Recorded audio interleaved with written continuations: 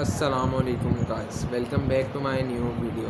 उम्मीद करता हूँ कि आप सब लोग खैरियत से होंगे और मेरी इस वीडियो के आने का इंतज़ार कर रहे होंगे। आज की वीडियो भी काफ़ी इन्फॉर्मेटिव होने वाली है क्योंकि इसमें काफ़ी ऐसी चीज़ें मैं बताऊँगा जो मोस्टली एग्ज़ाम में आ सकती हैं। काफ़ी चांसेस हैं क्योंकि काफ़ी ईयर से वो नहीं आई और इस दफ़ा काफ़ी चांस है कि वो एग्ज़ाम में आए। तो आज जो सबसे पहला हमारा टॉपिक होगा वो होगा free oscillation, force oscillation and damped oscillation.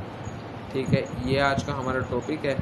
सबसे पहले हम पढ़ लेते हैं फ्री ऑसिलेशन के बारे में। इसकी डेफिनेशन है a body is said to be executing free oscillation when it oscillates under the influence of restoring force without any external force acting on it. इसी फ्री ऑसिलेशन की छोटी सी एक एक्सप्लेनेशन है जो मैं बता देता हूँ।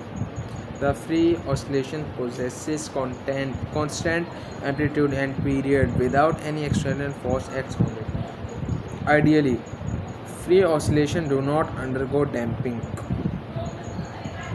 बाकी जो इसकी एग्जांपल है वो बुक में गिवन है, एक सिंपल सी डायग्राम भी है वही बुक में गिवन है, वो बाकी बुक से देख लीजिएगा।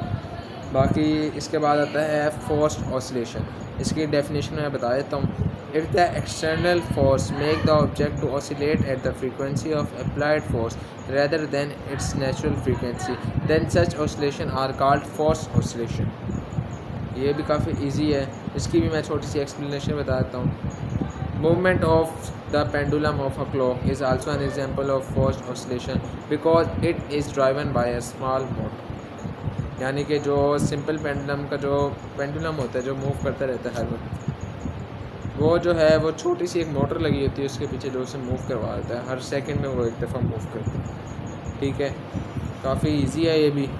इसकी एग्जांपल में आ जाएगा फोर्स्ड ऑसिलेशन की। इसके बाद जो है वो है डैम्प्ड ऑसिलेशन। इसकी मैं डेफिनेशन बताता हूँ आपको।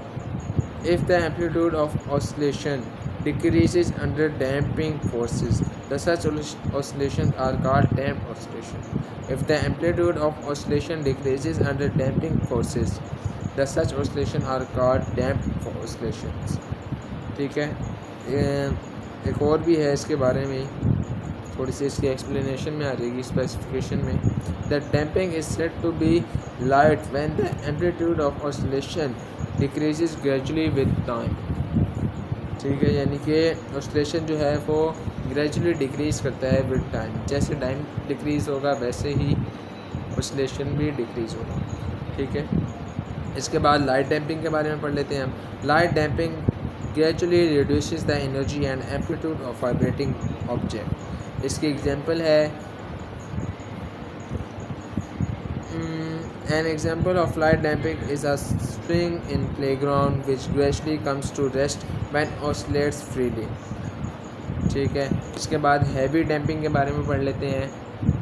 Heavy damping takes long time before the object comes to rest. इसकी भी एक छोटी सी डायग्राम है बुक में गिवन है, वो हम देख लेंगे। ठीक है, इसकी क्रिटिकल डैम्पिंग, इसकी डेफिनेशन मैं आप लोगों को बता देता हूँ। When an oscillator comes to rest without any oscillation in the shortest time under damping forces, then such damping is called critical damping.